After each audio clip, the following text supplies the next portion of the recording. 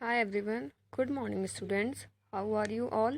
Hope so. You all are fine. All is well in your family, with your friends, with your neighbors too. Okay so आप अपना ध्यान भी रख रहे होंगे, मास्क पहन रहे होंगे, घर से बाहर जाते वक्त मास्क पहन रहे होंगे, एक्स्ट्रा बाहर नहीं घूम रहे होंगे, अपना ध्यान भी रख रहे होंगे. Take care of yourself students. You are much more important than you think for your parents. Okay so students, in our last video we are discussing about the food chain. ठीक है ना, जहाँ पे हमने food chain के बारे में discuss किया था. हमने दो तरह की फूड चेन पढ़ी थी, एक थी टेरेस्ट्रियल और एक थी एक्वाटिक. टेरेस्ट्रियल फूड चेन कौन सी होती है हमारी, जो किससे स्टार्ट होती है, हमारी प्रोड्यूसर्स मतलब प्लांट से स्टार्ट होती है. और हमारी एक्वाटिक फूड चेन कौन सी होती है, जो हमारी फाइटोप्लैंक्टन से स्टार्ट होती है. मैंने आपको डिकम्पोजर्स की क्या बताई थी, इंपॉर्टेंस बताई थी कि मैंने आपको बताया था कि how an living body made up of 5 elements. Okay now today in today's video we are discussing about food web. What is food web? देखिए स्टूडेंट्स, फूड वेब दो वर्ड से मिलकर बनता है, फूड और वेब. फूड हमें पता है किसे कहते हैं, हम खाना. और वेब किसे कहते हैं, जाल. जब खाने का जाल बन जाता है, ठीक है ना, a network of food is called food web. जहाँ पे कई सारी फूड चेन आपस में जुड़ी हुई होती है, इंटरलिंक्ड होती हैं, उसी हम क्या कहते हैं, फूड वेब कहते हैं. ठीक है, जब कई सारी फूड चेन आपस में क्या होती हैं, इंटरलिंक्ड होती हैं, तो उसे क्या कह देते हैं, फूड वेब कह देते हैं. जैसे कि आइए देखते हैं. Wait, take the pen. Okay, a large number of food chains A large number of food chains exist in a community of living organism. हमें पता है लिविंग ऑर्गेनिज्म की जो कम्युनिटी है उसमें बहुत सारी फूड चेन्स पाई जाती हैं एक इकोसिस्टम में. ठीक है, जैसे कि ग्रासलैंड घासीले मैदान पे भी एक फूड चेन पाई जाएगी, फॉरेस्ट में भी एक फूड चेन पाई जाएगी, तालाब में भी पाई जाएगी, फसलों के खेत में भी एक फूड चेन पाई जाएगी. Many of these food chains are interconnected by species. इसमें से बहुत सी फूड चेन ऐसी होती हैं जो आपस में क्या होती हैं, इंटरकनेक्टेड होती हैं, इंटर रिलेटेड होती हैं, which occur in more than one food chain, जो कि एक से ज़्यादा फूड चेन में पाया जाता है. सपोज करो जैसे कि प्लांट्स ही है, हमारे प्रोड्यूसर्स ही हैं. वो प्रोड्यूसर्स, ठीक है, वो हमारे गोट ने खाए, हमारा जो घास है, ठीक है ना, जो मतलब ट्रीज हैं, छोटे छोटे श्रब्स हैं, हर्ब्स हैं, वो किसने खाए, गॉट ने खाए, बकरी ने खाए. बट ज़रूरी थोड़ी वो सारा बकरी ही खा लेगी, ऐसा तो पॉसिबल नहीं है ना. सेम उसी घास को कौन, काऊ भी खा सकती है, ठीक है, बफेलो भी खा सकती है, और डियर, हिरन भी खा सकता है सेम उसी घास को. तो ऐसा नहीं है कि एक जब फूड है वो सिर्फ एक के लिए ही है. जब एक फूड एक से ज़्यादा ऑर्गेनिज्म के द्वारा या एक से ज़्यादा ऑर्गेनिज्म के थ्रू कंज्यूम किया जाए तो वही हमारा क्या बन जाता है, फूड वेब बन जाता है. The interconnected food chains operating in an ecosystem which establish a network of relationship between various species is called a food web. समझ आया कुछ? देखो, द इंटरकनेक्टेड फूड चेन्स, जब कई सारी फूड चेन्स आपस में इंटरकनेक्टेड होती हैं, अंदर ही अंदर जुड़ी हुई होती हैं, जो पूरे इकोसिस्टम बनाती हैं, जो पूरे इकोसिस्टम के बीच में एक रिश्ता, एक रिलेशनशिप बनाती हैं, नेटवर्क ऑफ रिलेशनशिप बनाती हैं अलग अलग प्रजातियों के बीच में, उसे ही हम क्या कहते हैं, फूड वेब कहते हैं. आई होप नहीं, आई थिंक आपको डेफिनेशन काफ़ी हार्ड लगी होगी. तो सिंपली आप ये लिख सकते हैं फूड वेब की definition, the interconnected food chain या the network of food chain is called food web. ठीक है ना, the interconnected network of food chain is called food web. In simple words, the network of a large number of food chain. देखिए इसने खुद ही कह दिया है, food chains का एक बहुत बड़ा नेटवर्क, ठीक है, जो इसको इकोसिस्टम में पाया जाता है, उसे ही हम क्या कहते हैं, फूड वेब कहते हैं. The food web has many inter crosses. एक फूड वेब में काफ़ी सारे इंटर क्रॉसेज पाए जाते हैं, काफ़ी सारे लिंकेज पाए जाते हैं, जिसमें कई सारी प्रजातियां आपस में जुड़ी हुई होती हैं. This means that the various food chains in an ecosystem do not open, ठीक है, तो डू नॉट ऑपरेट सिंगली. ठीक है, तो ऐसा नहीं है कि एक फूड चेन बस एक ही है, उसको सिर्फ वही पर्टिकुलर ऑर्गेनिज्म ही ऑपरेट कर सकते हैं, ऐसा नहीं है. एक फूड चेन एक से ज़्यादा ऑर्गेनिज्म के द्वारा ऑपरेट करी जा सकती है. ठीक है, जैसे कि हम देख लेते हैं, यहाँ पे आपको मेरा डायग्राम काफ़ी क्लियरली दिया हुआ होगा, इतना मेरी पीडीएफ में क्लियरली नहीं है. जैसे कि आप देख सकते हैं यहाँ पे, जस्ट वेट स्टूडेंट्स, को थोड़ा हम रोटेट कर लेते हैं यहाँ पे ताकि आपको थोड़ा क्लियर हो जाए ये डायग्राम. ये देखिए यहाँ पे, I hope you see it properly. Okay, देखिए यहाँ पे हमारे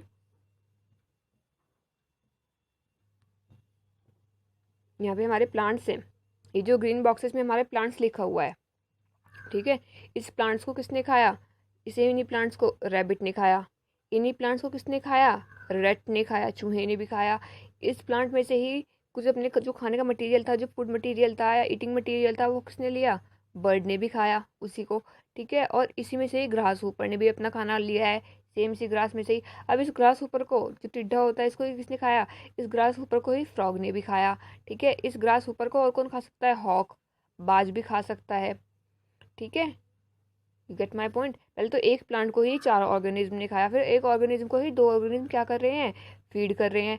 ऐसे ही अगर मैं और किसकी बात करती हूँ, यहाँ पे हमारी बर्ड को देख लेते हैं, रेड को देख लेते हैं। यहाँ पे रेड है, रेड को कौन खा सकता है? रेड को हॉक भी खा सकती है, स्नेक भी खा सकता है, और साथ में मैं अगर वल्चर जोड़ दूँ तो वल्चर भी खा सकता है, ठीक है। या लायन जोड़ दूँ, वो भी खा सकता है एक रेड को। ऐसे ही जो सीड ईटिंग बर्ड है हमारी, ये सीड ईटिंग बर्ड है, इसे वो कौन खा रहा है?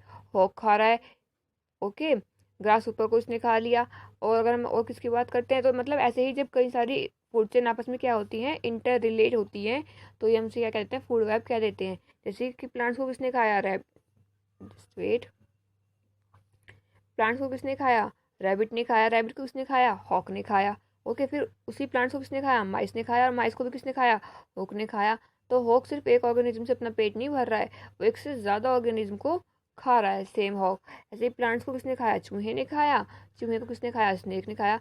तो जो माइस है वो हमारे 2 ऑर्गेनिज्म का फूड बन रहा है, एक का फूड नहीं बन रहा। और फिर स्नेक को भी किसने खा लिया? हॉक ने खा लिया। तो अब हॉक क्या है? वो तीन तरह के ऑर्गेनिज्म को खा रहा है, ठीक है। प्लांट्स है, प्लांट्स को किसने खाया? सीड ईटिंग बर्ड ने खाया। सीड ईटिंग बर्ड को भी हमारा किसने खा लिया? हॉक ने खा लिया। तो उसका मतलब हॉक क्या है? हमारा टॉप कार्निवोर या ऑमनिवोर में आता है, जिससे बड़ा कोई ऑर्गेनिज्म नहीं है। और देखिए सारी फूड चेन हमारी किससे, यहाँ पे प्रोड्यूसर से स्टार्ट हो रही है। प्रोड्यूसर को कौन खा रहे हैं? जितने भी हार्बीवोर्स हैं, हार्बीवोर्स को कौन खा रहे हैं? कार्निवोर्स खा रहे हैं, ठीक है। फिर ऐसे ही यहाँ पे प्लांट्स को किसने खाया? ग्रास ओफर ने खाया। ग्रास ओफर को किसने खा लिया? हॉक ने खा लिया। हॉक हमारा क्या है? यहाँ पे टॉप कंज्यूमर है, okay students, you get my point. यहाँ पे प्लांट हमारा हो क्या है? टॉप कंज्यूमर है। और ऐसे ही प्लांट्स को दोबारा से यहाँ पे ग्रास ऊपर को फ्रॉग ने खाया, और फ्रॉग को किसने खाया? स्नेक ने खाया, और स्नेक को किसने खाया? हॉक ने खा लिया, ओके। You clear that? समझ आ गया आप लोगों को? होप सो आप लोगों को बहुत अच्छे से समझ में आ गया होगा। Now we are discuss about trophic levels. ठीक है, सिंपल लैंग्वेज में मैं बोल देती हूँ आपको, ताकि आपको समझ में आ जाए। The steps of food chain is called trophic levels, ठीक है।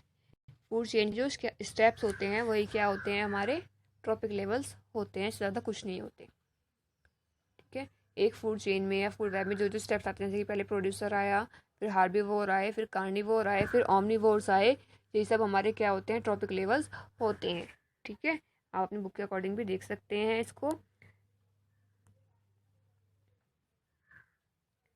Food chain represent the flow of food. जो फूड चेन है वो हमें किसका फ्लो दिखा रही है? फूड का फ्लो दिखा रही है, बिल्कुल सही बात है। एक कम्युनिटी में, एक ऑर्गेनिज्म में या लिविंग बींग्स में, the various steps in a food chain at which the transfer of food takes place are called trophic levels, ठीक है। फूड चेन में वेरियस स्टेप्स पे जो फूड का क्या हो रहा है? फ्लो हो रहा है, ठीक है, वही हमारा क्या कहलाता है? ट्रॉपिक लेवल्स कहलाता है। The steps of food chain, food chain के हर स्टेप पे जो क्या हो रहा है? फूड का ट्रांसफर हो रहा है from one organism to another organism, it's called trophic levels, ठीक है। देखो ये हम पहले डिस्कस कर चुके हैं। हमारे जो पहला क्या होगा? ट्रॉपिक लेवल होगा, वो सब हमेशा क्या होंगे? प्रोड्यूसर्स होंगे, ठीक है। सब पहले क्या होंगे? हमेशा प्रोड्यूसर होंगे, जो अपना खाना खुद बनाएंगे, और हमेशा क्या बनाते हैं? हमारा फर्स्ट ट्रॉपिक लेवल बनाते हैं। दूसरा, और जो कुछ जिनको कौन कंज्यूम करता है? हमारे कंज्यूमर्स कंज्यूम करते हैं। द कंज्यूमर्स में बी हार्बीवोर्स, में बी कार्निवोर्स, में बी टॉप कार्निवोर्स, में बी लोअर कार्निवोर्स, और में बी ऑमनिवोर्स, ठीक है।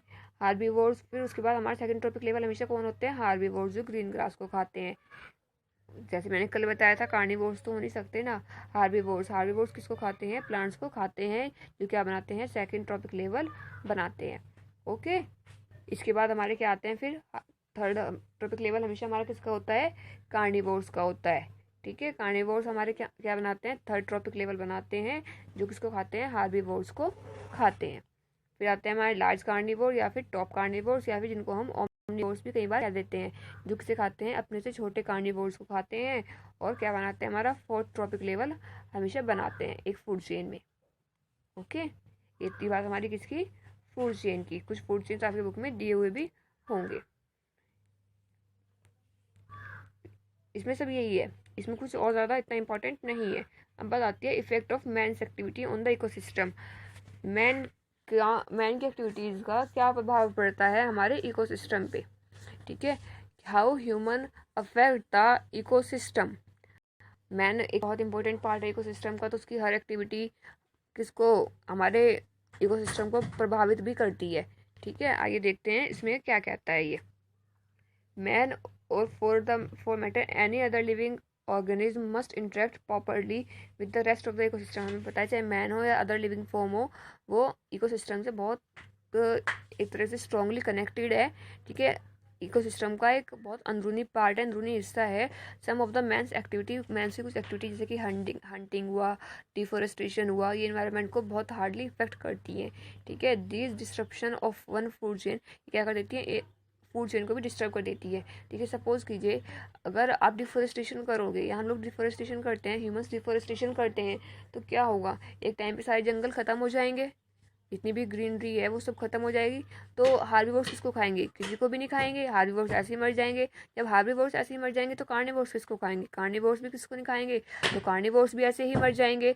और अगर ह्यूमंस है वो किस पे, हार्बीवोर, कार्निवोर या प्रोड्यूसर, इन सब पे डिपेंड है। जब यही सब नहीं होगा तो कहीं ना कहीं ह्यूमन खुद ही मर जाएगा, ठीक है। तो एक तरह से हम अपने लिए ही गड्ढा खोद रहे हैं, अपने लिए ही हम प्रॉब्लम्स क्रिएट कर रहे हैं। The shortening of food chain due to man's activity, जो फूड चेन है वो कई बार बहुत छोटी हो जाती है ह्यूमन एक्टिविटीज़ की वजह से, जैसे कि शिकार करना, ठीक है, डिफॉरेस्टेशन की वजह से इकोसिस्टमिक इम्बैलेंस क्रिएट हो जाता है, जो कि पूरे बायोस्फीयर को क्या करता है, अफेक्ट करता है, डिस्टर्ब कर देता है। आगे देखते हैं इस बारे में।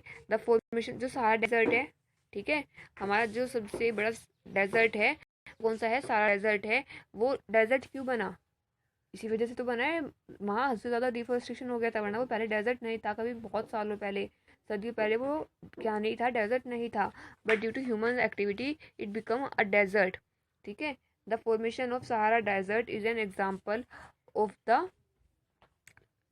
एक minute, of the ill effect.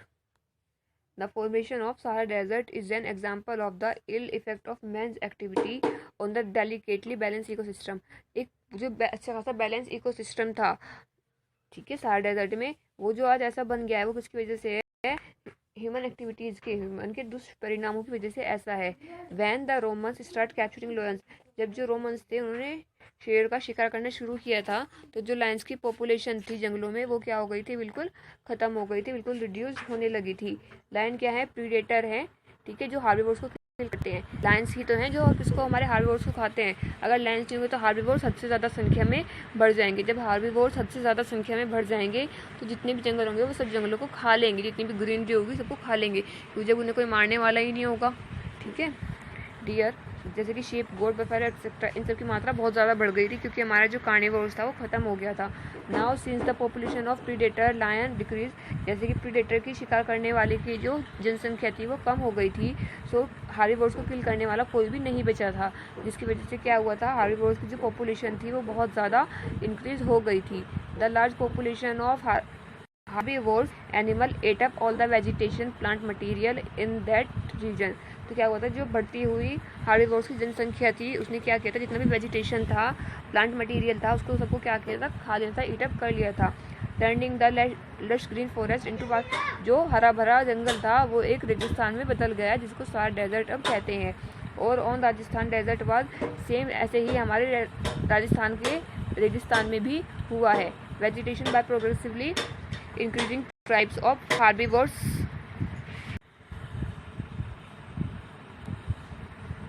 our own Rajasthan desert was formed as a result of overgrazing of vegetation by progress। हमारा जो खुद का राजस्थान का रेगिस्तान है वो किसका नतीजा है, ज़्यादा चढ़ने का, जो वहाँ के ऑर्गेनिज्म है, जो वहाँ के वाइल्ड स्पीशीज़ हैं उन्होंने वहाँ पे ज़्यादा चढ़ लिया है, ज़्यादा ओवरग्रेजिंग कर ली है। Progressively increasing tribe of herbivores animals which occur due to reduction, इसकी वजह से क्या हुआ, शिकार, और वहाँ पे बहुत ज़्यादा हंटिंग हुई है। सेम वही जो हमारे सहारा डेजर्ट में हुआ वही सेम यहीं पे हुआ है, सेम वही फिनोमिना हुआ है, ठीक है। देखो, अगर सारे हिरन से तात्पर्य है सारे हार्बीवोर्स ख़त्म हो जाएं तो क्या फ़र्क पड़ेगा, जितने भी जंगल हैं वो ख़त्म हो जाएंगे। सॉरी, जंगल ख़त्म नहीं हो जाएंगे। अगर जंगलों से सारे हिरन को किसी तरह ख़त्म कर दिया जाए तो क्या होगा, यहाँ पे कोई भी सफिशिएंट फूड नहीं बचेगा लायंस के लिए, और जितने भी लायंस हैं वो क्या हो जाएंगे, डाई हो जाएंगे भूख की वजह से। अगर लायंस क्या हो गए, डाई हो गए भूख की वजह से, कुछ तो उनकी जनसंख्या कम हो जाएगी, जो बाकी की फूड चेन को क्या करेगी, इफेक्ट करेगी। कुछ क्या होगा, जो भूखे शेर होंगे वो जंगलों से बाहर आके इंसानों को खाने लगेंगे, अदर डोमेस्टिक एनिमल्स को खाने लगेंगे और बाकी की चीज़ें भी खाने लगेंगे, जो कि क्या करेगी, अदर फूड चेन्स को इफेक्ट करेगी, ह्यूमंस की जनसंख्या को कम कर देगी, अदर एनिमल्स की जनसंख्या को या पॉपुलेशन को भी क्या कर देगी, वो कम कर देगी, जो क्या करती है, पॉपुलेशन को बहुत ज़्यादा इफेक्ट करती है। ठीक है, ऐसे ही सेम हमारी इसमें है, अगर सारे शेरों को रिमूव कर दिया जाए तो क्या होगा, if all the Lions in a forest, अगर सारे शेरों को मार दिया जाए, ख़त्म कर दिया जाए, पंचिंग कर दी जाए, तो कोई भी शिकार करने वाला नहीं बचेगा, किसकी, हार्बीवोर्स की। और इससे क्या होगा, हार्बीवोर्स की संख्या बहुत ज़्यादा, हद से ज़्यादा बढ़ जाएगी। ठीक है, क्योंकि जो हार्बीवोर्स होते हैं वो घास खाते हैं, और जब हार्बीवोर्स की संख्या ज़्यादा बढ़ जाएगी तो उन्हें खाने के लिए फूड भी ज़्यादा चाहिएगा, जिसकी वजह से क्या होगा कि जितने भी ग्रीनरी है, हमारे ऑटोट्रॉफ्स है, प्रोड्यूसर्स है, वो ख़त्म हो जाएंगे ओवर ग्रेजिंग की वजह से। जो प्रोड्यूसर्स की जो डेंसिटी है वो क्या हो जाएगी, बहुत कम हो जाएगी। ओवर ग्रेजिंग में इवन एलिमिनेट, जो क्या है, हरे भरे एरिया को एक रेगिस्तान में कन्वर्ट कर सकती है। ऐसे ही थर्ड आता है हमारा, इफ ऑल द, अगर प्रोड्यूसर्स को रिमूव कर दिया जाए, ये तो हम सोच भी नहीं सकते, हमारी सोच से भी परे है, क्योंकि यही एनर्जी का एकमात्र सोर्स है हमारे पास। ओके, सो आगे देखते हैं हम। इफ़ ऑल द प्रोड्यूसर्स, अगर सारे प्रोड्यूसर्स जैसे कि ग्रास है, प्लांट्स है, इसको रिमूव कर दिया जाए तो कोई भी हार्बीवोर्स नहीं बचेगा, और हार्बीवोर्स नहीं बचेंगे तो कोई भी कार्निवोर भी नहीं बचेगा। This is because the food chain and energy necessary. तो इसलिए हम कहते हैं कि जो फूड है, जो एनर्जी है, वो बहुत ज़रूरी है जीवन व्यतीत करने के लिए, जो कि कहाँ से शुरू होती है, प्रोड्यूसर से ही शुरू होती है। प्रोड्यूसर्स हमारे कैसे होते हैं, ग्रीन प्लांट्स होते हैं, ठीक है, ग्रास होता है, उनके प्रोडक्ट्स होते हैं, हमारे फाइटोप्लैंक्टन्स होते हैं। ऊपर के एग्जांपल से हमें समझ में आ गया कि अगर हम if we kill all the organism, अगर हम एक ट्रॉपिक लेवल के भी सारे ऑर्गेनिज्म को किल कर देते हैं तो पूरे इन्वायरमेंट में क्या हो जाएगा, डैमेज हो जाएगा, डिस्टर्बेंस क्रिएट हो जाएगा। So we can't remove all the organism. तो हम एक ट्रॉपिक लेवल के सारे ऑर्गेनिज्म या किसी भी ऑर्गेनिज्म को किल नहीं कर सकते। अगर हम ऐसा करेंगे तो हम पूरे इन्वायरमेंट को क्या कर देंगे, डैमेज कर देंगे। The impact of removing all the organism of a trophic level will be different from trophic level to trophic level. एक ट्रॉपिक लेवल को ख़त्म करेंगे तो उसका प्रभाव दूसरे पे पड़ेगा, दूसरे का तीसरे पे पड़ेगा, और ये प्रोसेस कंटिन्यू चलता रहेगा। ये इतने घातक हो जाएगा कि इतना हम सोच भी नहीं सकते। तो स्टूडेंट्स, यहाँ पे आपका ये चैप्टर मोर देन हाफ ख़त्म हो जाता है, आपका 50% चैप्टर क्या हो जाता है, ख़त्म हो जाता है। In the next video we are discuss about the 10% law, about the ozone depletion. ठीक है, these are the very important for us, for our knowledge too. So stay home, stay safe and take care of all of you.